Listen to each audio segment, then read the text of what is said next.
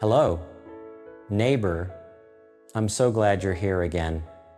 In this quiet space of ours, on my windowsill, there is a small object I have been looking at all morning. It is just a little paper packet of seeds, very simple. On the front, there is a drawing of a bright blue morning glory flower and the words, Morning Glory.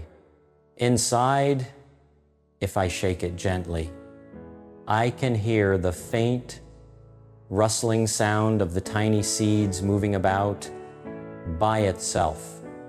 This paper packet is nothing special.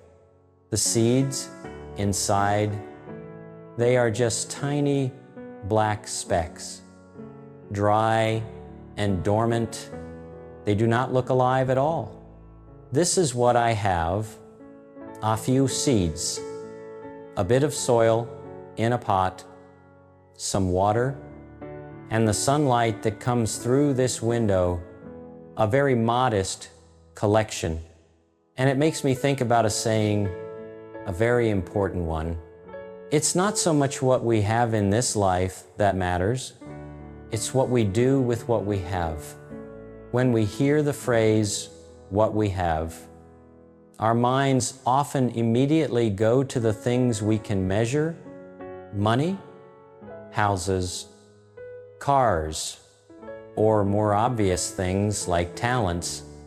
We look at a person with a gifted voice, an exceptional athletic ability, or a brilliant mind, and we think, they are so lucky, they have so much, and then we look at our own packet of seeds. Maybe we feel it is not as full as someone else's. Maybe we feel our seeds are very small, very ordinary, nothing remarkable, and a feeling of lack, a feeling of not enough can begin to creep in. But that saying invites us to look in a different way. It gently shifts our focus from taking inventory of what is in the packet to asking a different, more hopeful question. What will we do with this? A small seed by itself, it will remain a dry, dormant seed forever. But if it is planted in soil, given water, receives the sun, and is cared for with a little patience, it will do something miraculous. It will sprout, it will grow, and one day it will open into a bright blue flower, just like the one drawn on the packet. The value is not in the seed, it is in the act of planting and nurturing. And so it is in our lives.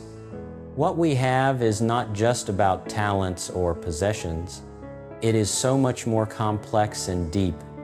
What we have is this very day, 24 hours, the same as every other person on this earth. What we have is the ability to take a deep breath, to feel the warmth of the sun on our skin.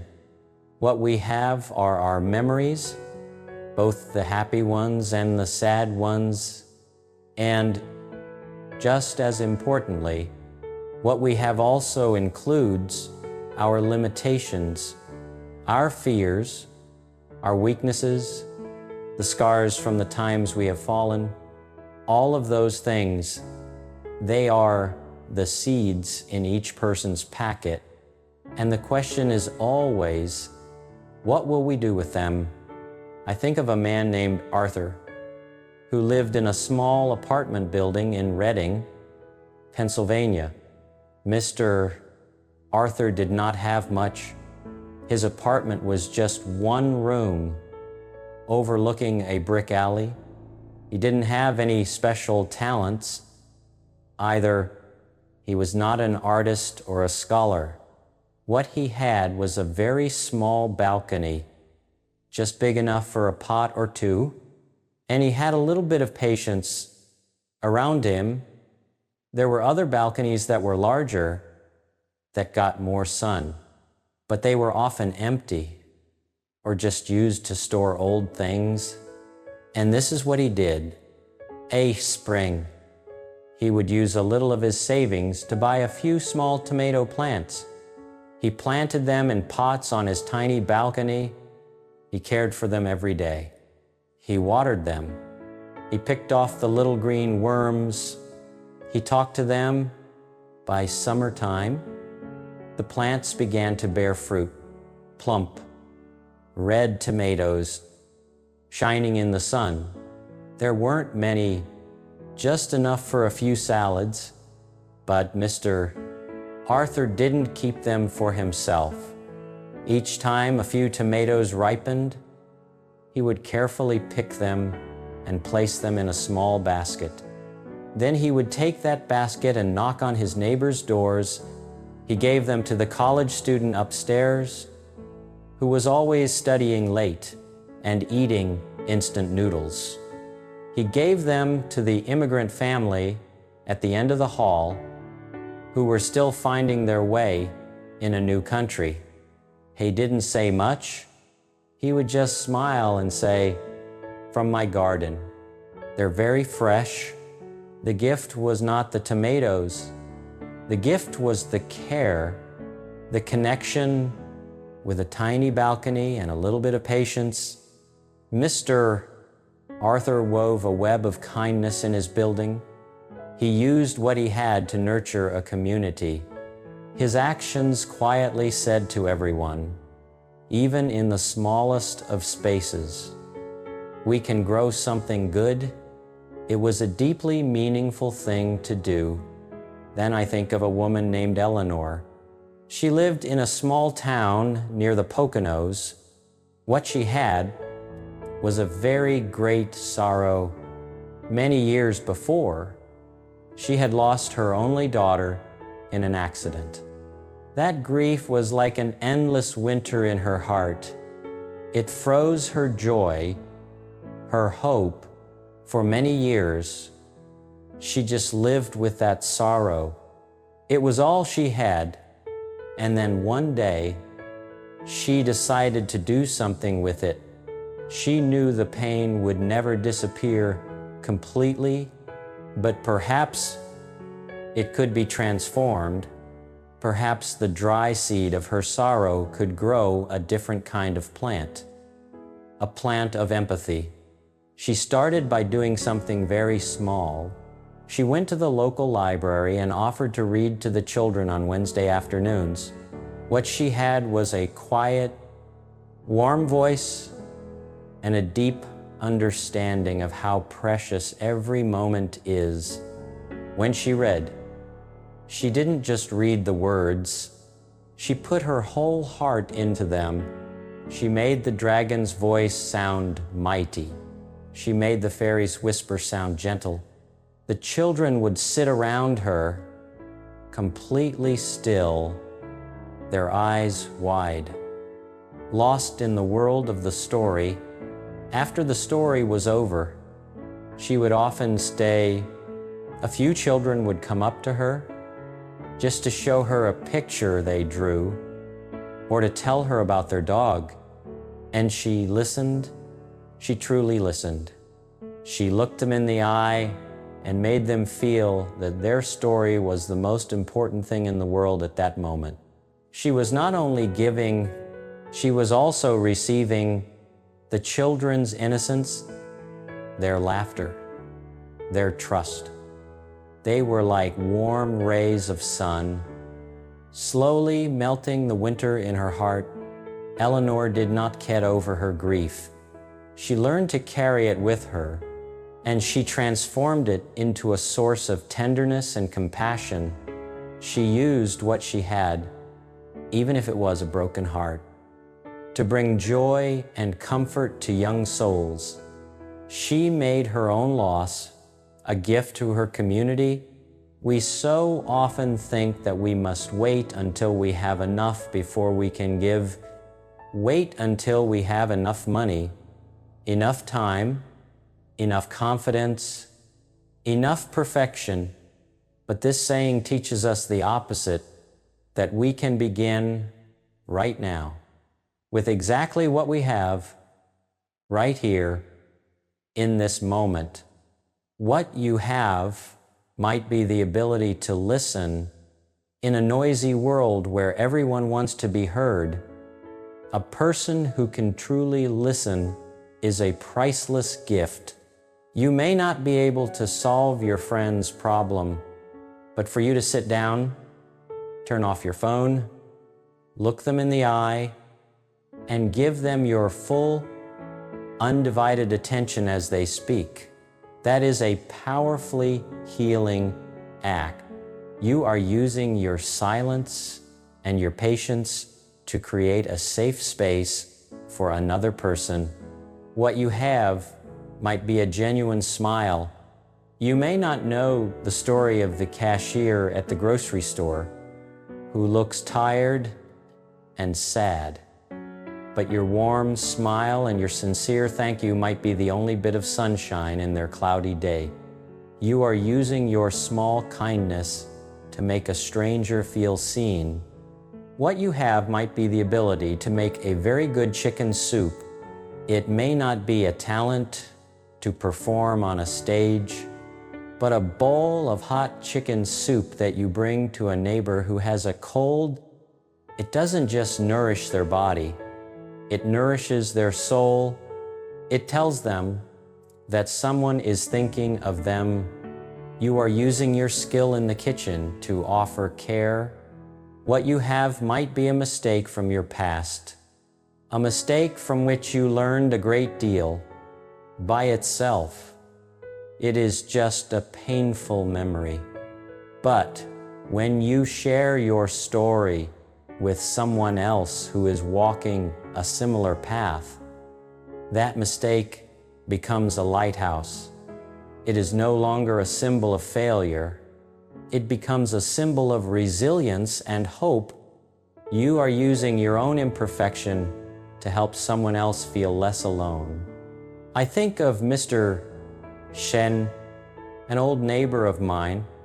After he retired, his health was not what it used to be. He couldn't walk far or do strenuous things.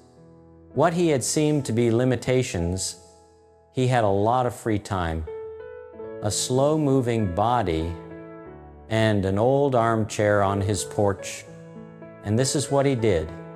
Every afternoon, after school let out, the neighborhood children would gather on the grassy lawn in front of his house. They would run and shout and play. Mr. Chen couldn't join them, but he would sit in his armchair and he would watch.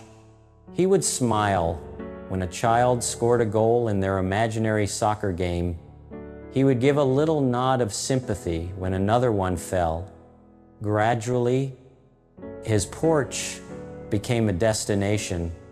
When a child had good news, they would run to tell him. When a child was sad, perhaps teased by a friend, they would quietly come and sit on the steps near him, saying nothing, and Mr. Chen wouldn't say much either. He would just be there. His calm, non-judgmental presence was a gift. He used his stillness and his time to create an oasis of safety for the children. He didn't have much physical strength, but he used his very presence to become a gentle giant in their childhood memories. The issue is not the size of the act, it is the heart behind it.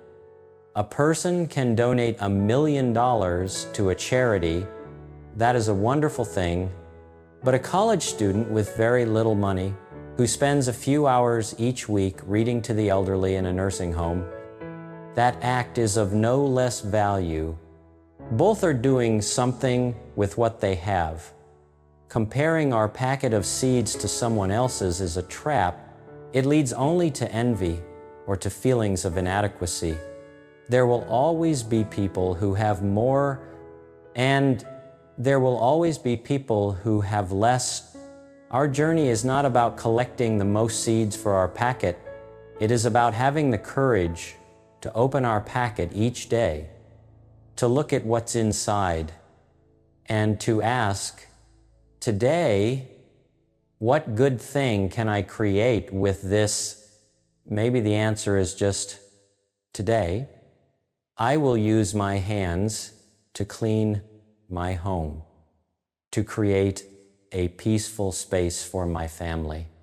Maybe it is, today, I will use my voice to call an old friend I haven't spoken to in a long time. Maybe it is, today, I will use my patience to not get angry when my child spills the milk. Each of those acts, even if no one sees them, even if no one acknowledges them, is a way that we make the world a little bit better, starting in our own small corner, looking again at this packet of seeds on my windowsill. It is so modest, but its potential is endless. It can become a flower, and from that flower can come new seeds, and so on. Life and beauty can be multiplied. It all depends on the hands and the heart that will do something with it. Your life is the same. What you have in this very moment, your voice, your hands, your heart, your experiences, your smallest talents, and even your scars, they are all seeds.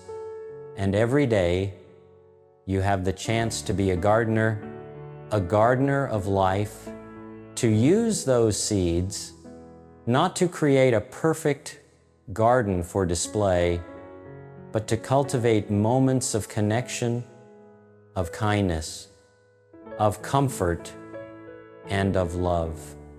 That is what truly matters. You've made this day a special day just by being you, with all that you have and all that you can do with it. Thank you for being here. My neighbor,